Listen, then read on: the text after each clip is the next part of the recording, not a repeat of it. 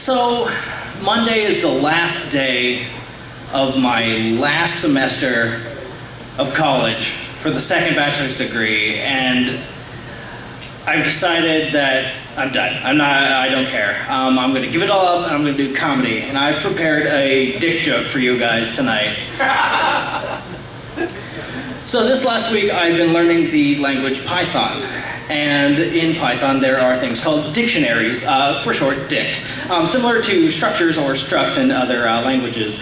They are a string key-based object for storing data. And I was doing this ranking algorithm. You all can identify with this, I'm sure. I was doing this ranking algorithm, and I had to run through 117,000 product, and for each of those product, I had to run through a table of 900,000 rank rule values. And you've all been there, right? So I had this loop running, and for each of the 117,000 products, it was building an 8 value dict from the 900,000 rank values. And what I determined was, instead of running through 900 values 117,000 times, I made a separate dict that was, instead of 8 values long, it was 900,000 values long, and it sped up my loop from 30 minutes to 5 minutes. And what we all learn from this story is, it's not the size of the dict that matters, it's how you use it. We can work it out. Yes. There's another formula for coloring your poop that I discovered when I was in high school. It turns out if the only thing you put in your system in 12 hours is a gallon of blue Kool-Aid, that is precisely what comes out of you. That's just for all of you, in case. And I had an experience similar to the motorcycle experience. I was part of the club, except it was way more douchey than that. I got the first iPhone on launch day. The very first iPhone. Like, the iPhone 1 didn't do shit but take pictures and had a touchscreen. And it was when it was like a mythical object. You would have an iPhone and people would be like, is that an iPhone? Do you have pictures on that iPhone? Can you show me the picture? And I'm walking through the halls of Pennsylvania College of Technology, and I'm on my iPhone, and I make eye contact with someone coming the other way who's also on an iPhone, and we both at the same time go like, and then I pass him and I stop and I'm like, if I had seen me, if I was a third person and had seen that, I would have murdered both of us. Because that was the dumbest fucking thing I'd ever done. Just like, yeah, I spent $200 on a phone too. I have enrolled in college a grand total of 3 times. The first time, I decided that I was going to be a veterinarian. And it turns out that the requirements to be a veterinarian are a hell of a lot more than liking to pet the cat at the party. And so it turns out that molecular biology after high school level gets really boring and hard. And chemistry just has always sucked. But a year at Dunkin' Donuts will scare you straight enough to go to school 2 more times. So, if you're ever worrying about motivation for school, do a year full-time at Dunkin' Donuts. I guarantee you'll go back. Or be a manager and buy Coach purses every month. It's a very specific story, sorry. I too am fairly new at my job, and every single day I work at my job, I'm waiting for them to stop faking being nice to me. Because, I mean, I've been there since November, and they've got to be dicks, right? Like every other job I've ever had, everyone's been secret dicks, but, like, they, like, care for me, and they, like, care when I'm tired and sick and stuff, and I don't know, they've got to be liars. But last MNMOM, I talked about a phenomenon, which is I make jokes with my coworkers that only I get. And I've got another one for you guys.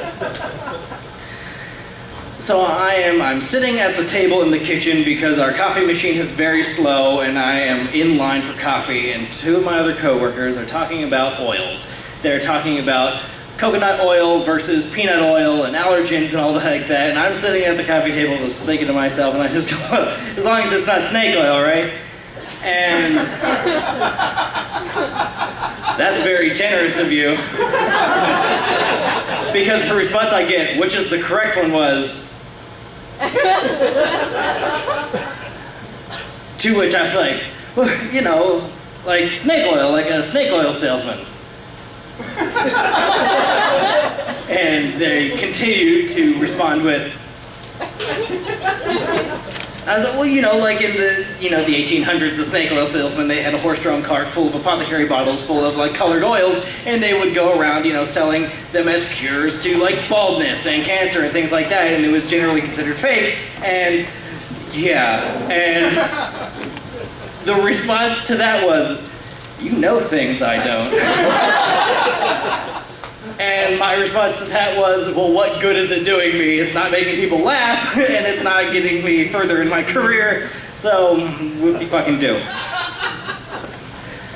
I had an experience in my first time in college, the time where I was going to be a veterinarian, the best veterinarian.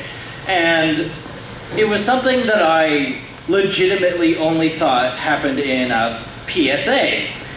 And it was first or second week of college, it was a weekend. I'm on my computer playing Half-Life 2, and a fellow student, a fellow dorm mate, leans in. I've only ever seen this much of this man. Leans in and goes, anyone want to smoke? And he has a joint. I've never seen this man before or since. None of my roommates do. I'm just like, hey, wanna smoke? I wish I wasn't like all Christian and straight edge at that point, because free weed.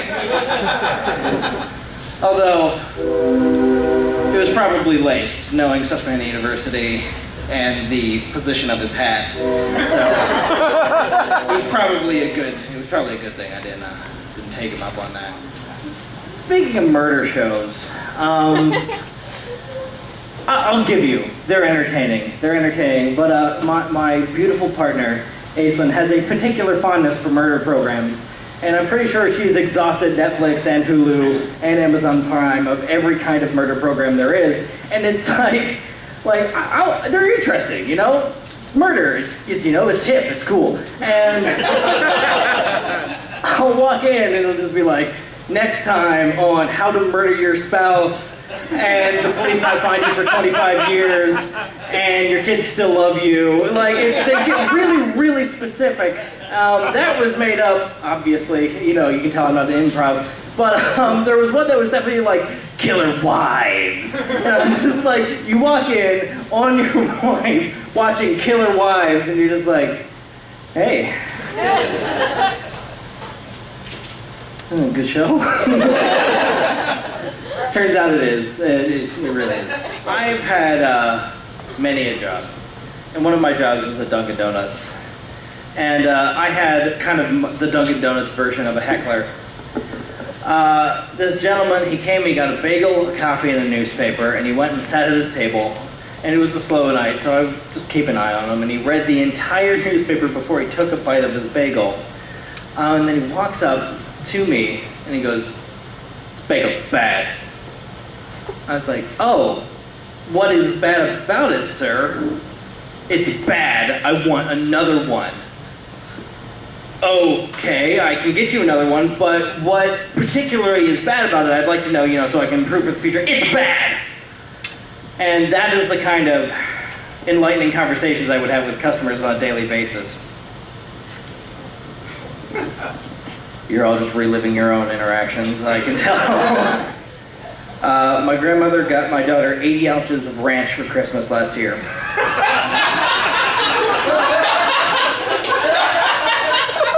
2 40s. She could have played Edward 40 Hands with Ranch. Because we told my grandmother my daughter likes carrots and ranch. And, alright, remind me, and we still have cancer. I'll do that one later. Those yellow Pennsylvania street signs. We had a visitor from Germany when I was in high school. His name was Mario. And I never got the courage. I'm sorry. I don't have an explanation for you. But he was a German exchange, not student, it was through church, so German exchange... Christian. There we go, yeah, sure, German exchange Christian. And we're driving. He had a lot of things to say about those yellow signs in Pennsylvania, and we had just driven by a Buckle Up, and he goes,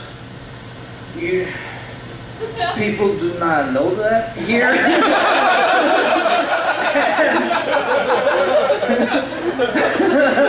And also at one point, we were in the car and I made a 3-point turn and he goes, in Germany, that's illegal. And I was like, it is here too.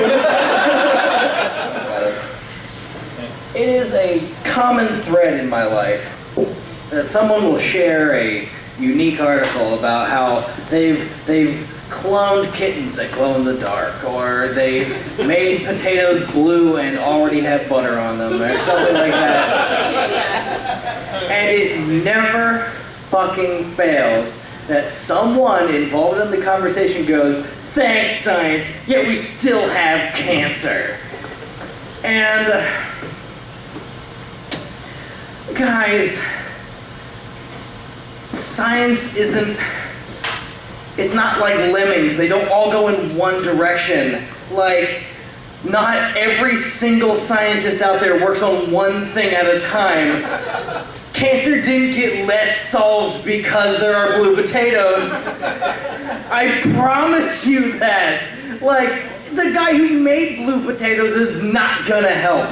And the cancer fight, like, he's gonna be in the room with his clipboard, like, are you guys done with this? I've got potatoes to fiddle around with. Like, or I just imagine like the phone call, like the people who are working on the AIDS vaccine, and they're like, guys, we've got to stop. Cancer isn't taken care of yet.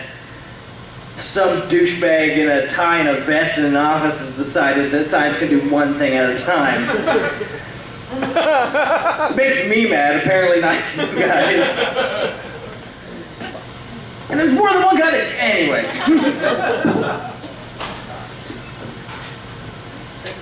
AIDS is one thing. We're curing that. Cancer is like a bouquet of different horrifying diseases.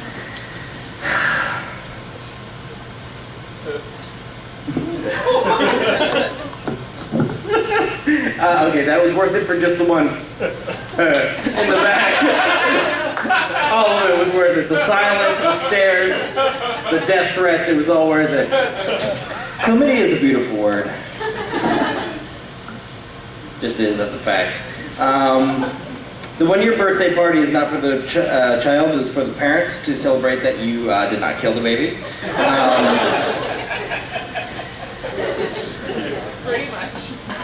Also, another thing they don't tell you about having a child, and baby showers in general, is beware.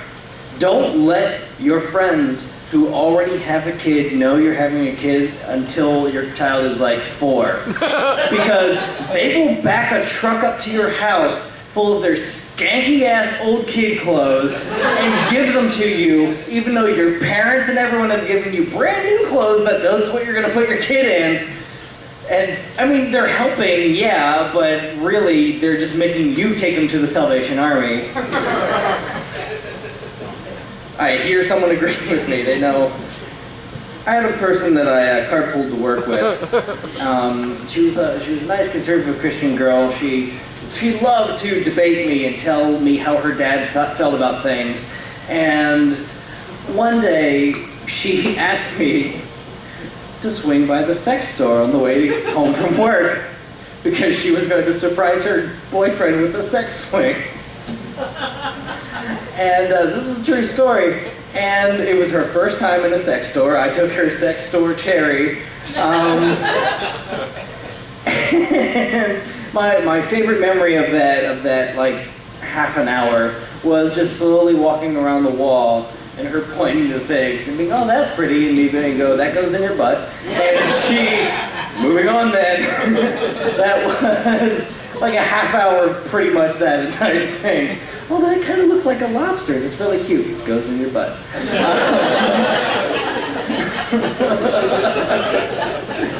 I wish I could make up shit like that.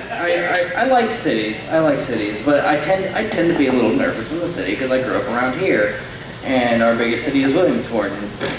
But when I get nervous, I make direct eye contact and smile at everyone I see. And that's not a lie. I'm just like.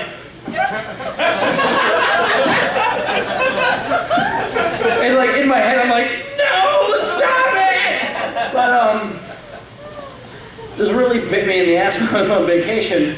We're at the Maryland Zoo in Baltimore because Baltimore Zoo was just, be too easy to name it that.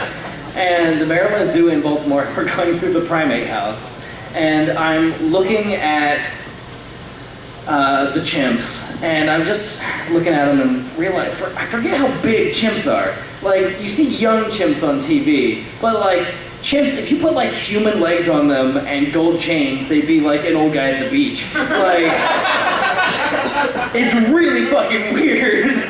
The only thing separating us and chimps is legs. Like, that's about it.